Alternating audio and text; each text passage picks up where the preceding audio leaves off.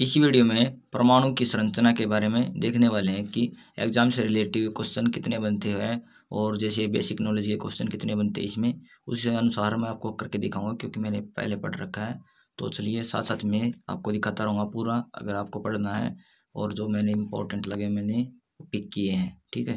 तो हम देख लेते हैं कुछ। सबसे पहले हम जान लेते हैं, जो ऊपर भी होता है थोड़ा नीचे भी होता है, लेकिन मैं जान लेते हैं हम क्या आता है। डाल्टन ने प्रतिपादित किया था कि परमाणु के भीतर छोटे छोटे अन्य घटक विद्यमान होते हैं।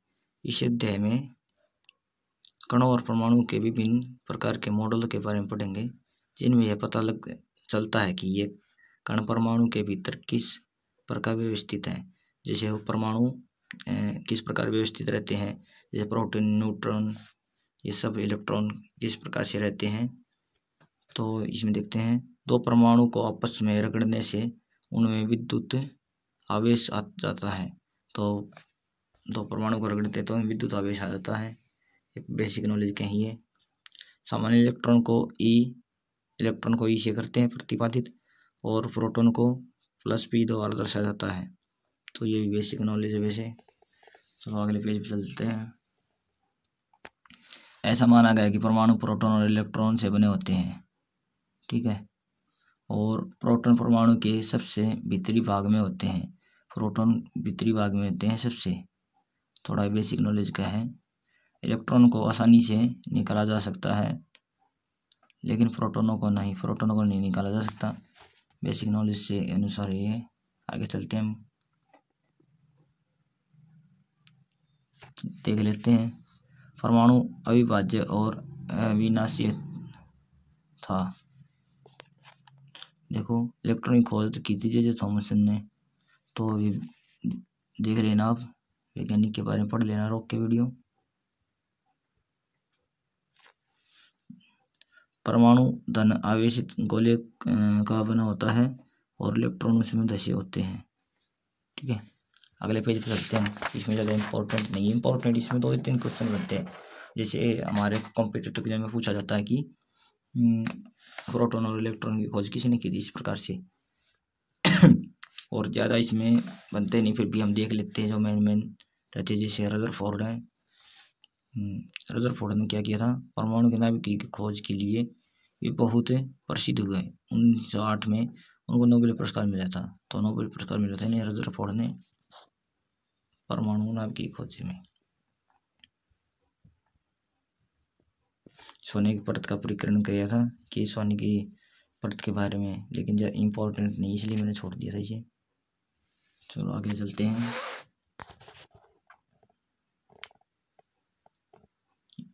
ये 9th क्लास की बुक है, आप चैप्टर पढ़ लेना, ओल्ड एडिशन की है। परमाणु के अंदर धनावेशित होता है, ठीक है। धनावेशित परमाणु के अंदर, जिसमें नाभिकीय कहा जाता है। इलेक्ट्रॉन नाभिकीय के चारों ओर निश्चित कक्षाओं में चक्कर लगाते हैं।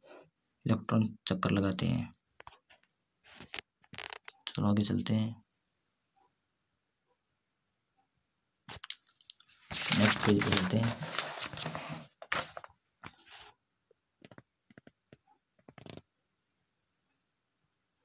ये कुछ दे रखे हैं, इम्पोर्टेंट नहीं है लेकिन ये ज़्यादा, अब देख लेना। आपको बुक की प्रोवाइड करवा रहा हूँ मैं। किसी परमाणु की सबसे भारी कक्षा में उपस्थित इलेक्ट्रॉन को संयुक्ता इलेक्ट्रॉन कहा जाता है। एग्जाम से यहाँ पर परमाणु की इनकी मुझे रखी है संख्या कितनी होती है। जैसे हाइड्रोजन में H प्रतिपादित किया जाता है। परमाणु की संख्या 1 होती है, प्रोटॉन की संख्या 1, और न्यूट्रॉन नहीं, इलेक्ट्रॉन 1 होता है। तो इस प्रकार से ये दे रखे हैं। ऑक्सीजन में O से प्रतिपादित किया जाता है। परमाणु संख्या होती है 8, और प्रोटॉन की संख्या 8, और न्यूट्रॉन की संख्या, ये सब समान चलते लगभग समथिंग,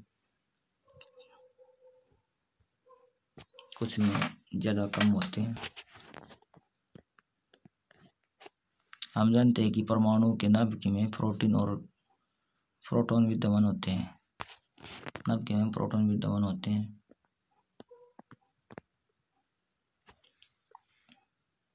कार्बन का द्रव्यमान 12U है क्योंकि उनमें 6 प्रोटॉन और 6 न्यूट्रॉन होते हैं।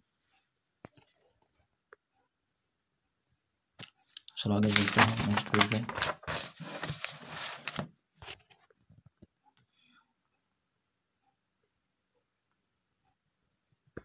देखो यहाँ से एक क्वेश्चन पूछा जाता है हमेशा, बिल्कुल ओके।